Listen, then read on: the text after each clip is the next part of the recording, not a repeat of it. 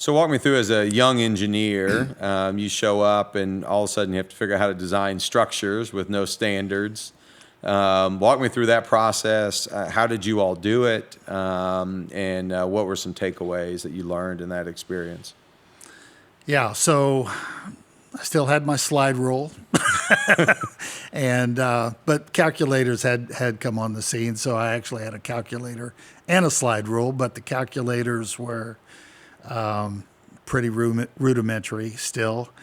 But everything was done by hand. All the calculations were done by hand. So we were designing structures the old-fashioned way. You would essentially figure out the loads, apply the loads, figure out the reactions on the various components, and then determine what kinds of section properties you needed to be able to resist those loads and